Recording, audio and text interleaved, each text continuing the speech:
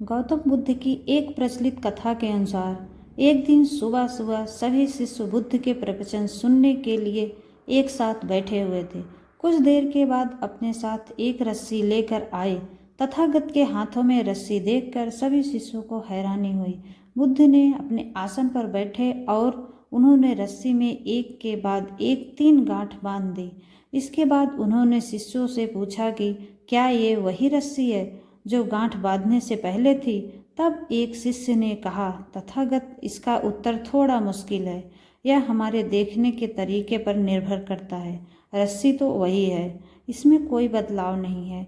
एक ने कहा, अब इसमें 3 गांठें लगी हुई है जो कि पहले रस्सी में नहीं थी। दूसरे बदला हुआ भी कह सकते हैं। कुछ शिष्य ने कहा कि वास्तव में मूल रूप से रस्सी वही है, लेकिन बदली हुई दिख रही है, लेकिन इसका मूल स्वरूप बदला नहीं है।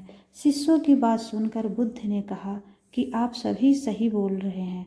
अब मैं इस गांठ को खोल देता हूँ। यह बोलकर बुद्ध रस्सी के दोनों सिरों को खींचने लगे। बुद्ध ने पूछा कि क्या इस प्रकार रस्सी की गांठें खुल जाएंगी।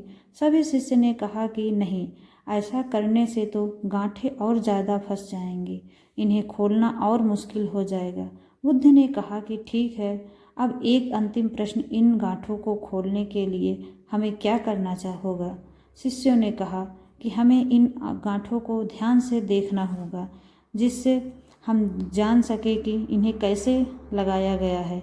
इसके बाद हमें गांठें आसानी से खोल सकते हैं। बुद्ध इस जवाब से संतुष्ट हो गए और उन्होंने कहा कि ये सही है। बात है, हम परेशानियों में फंसे रहते हैं, बिना कारण जाने ही उनका हल खोजने लगते हैं, जबकि हमें पहले समस्याओं का मूल को समझना चाहिए।